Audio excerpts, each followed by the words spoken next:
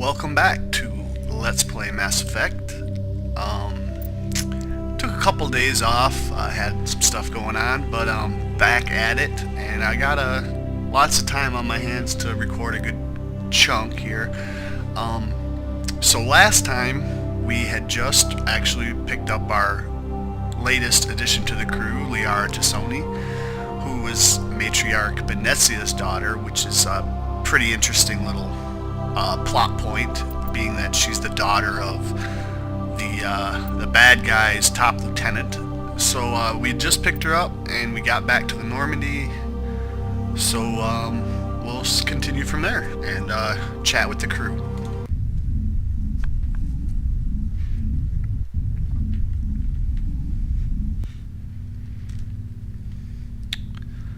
Alright, so let's begin with Caden, since he's right here. What's up, dude?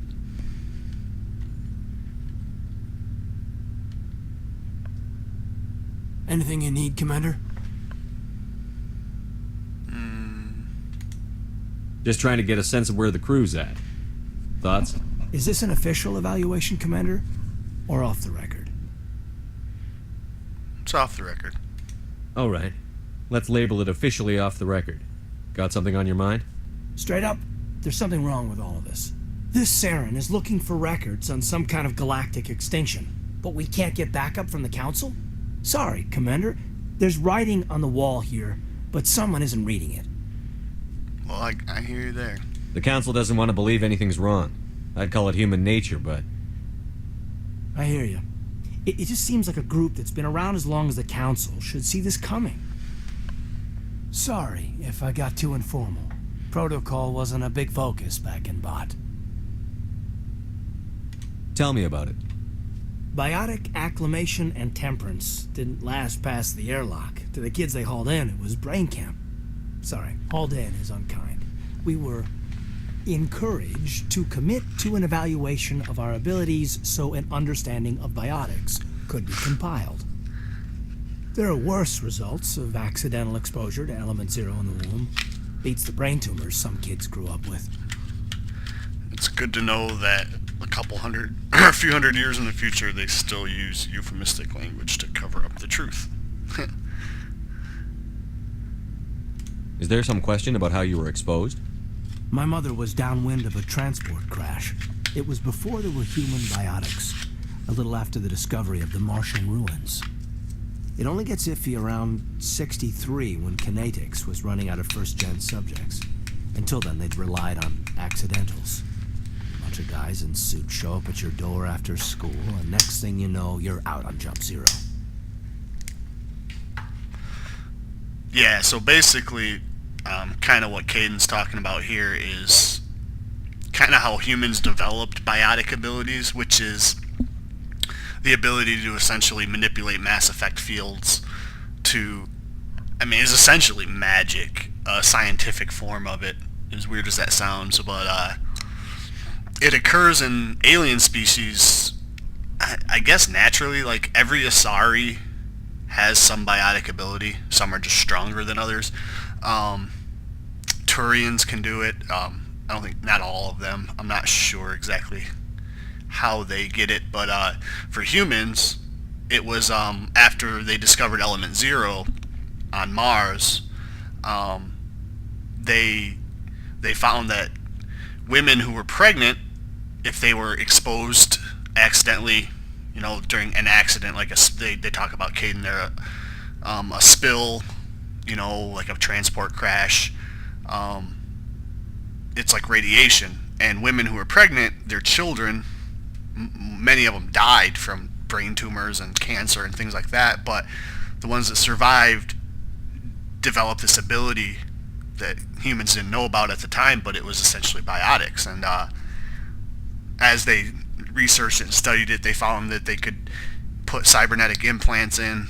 As we heard earlier, Caden has an L2 class implant, which was flawed, and there's a lot of bad side effects, but it helps you hone and kind of focus your biotic abilities. So Caden's kind of talking about the fact that certain companies, you can only rely on accidental exposures to a certain extent. I mean, because accidents don't happen all the time. Well, there's kind of an iffy gray area on whether or not the governments or private companies were abducting children and intentionally exposing them to try and develop biotics, but it's kind of an interesting political point to the game, so I always found that pretty fascinating.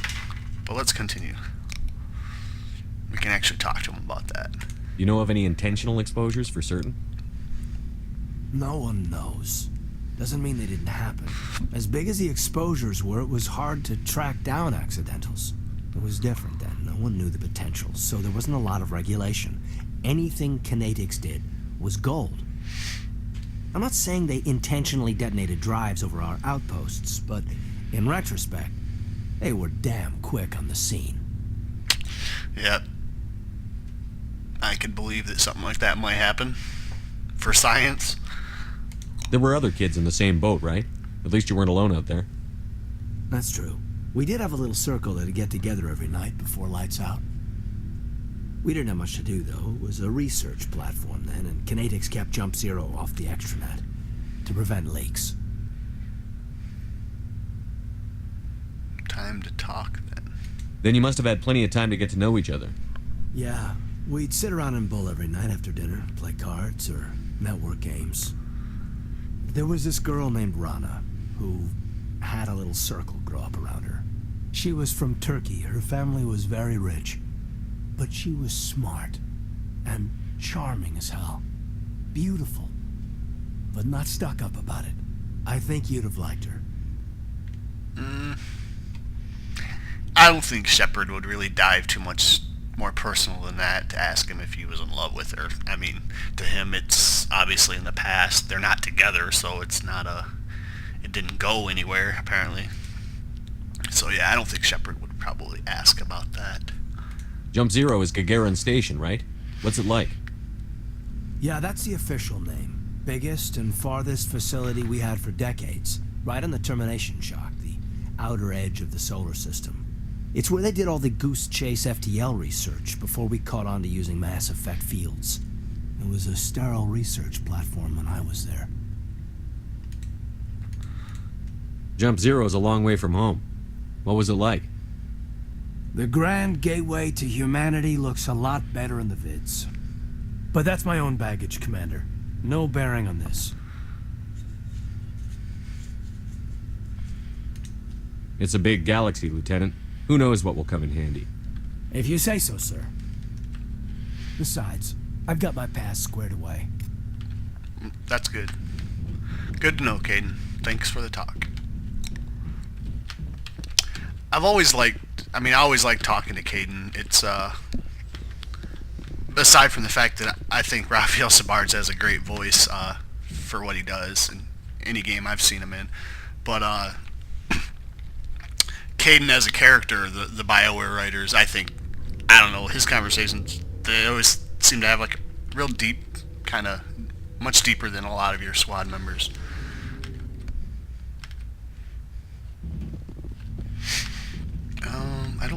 I don't think I have anything new from the requisition officer. I might sell some stuff later, but talk to Garrus. Commander, how are you?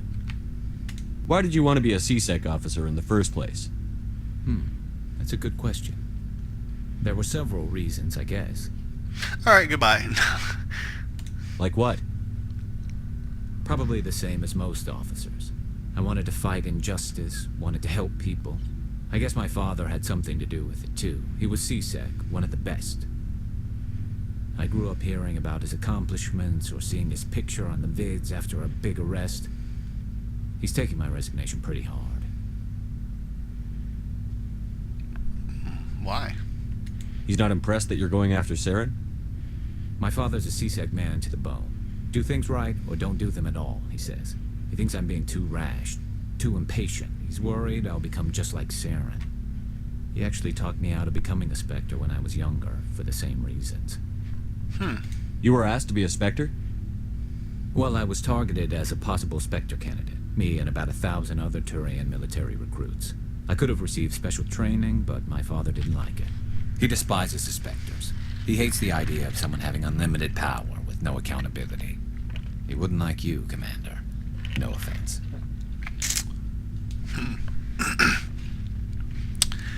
I think Garrus would make a good Spectre. I suppose I can understand his concern. You can.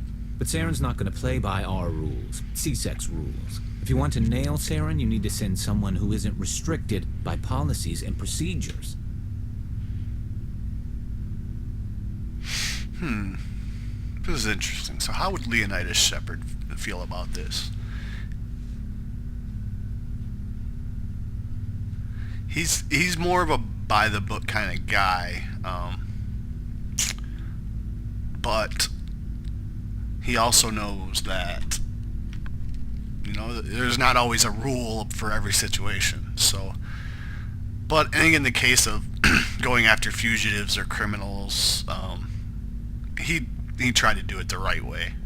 Just because you can break the rules doesn't mean you should. I don't need to stoop to Saren's level to stop him.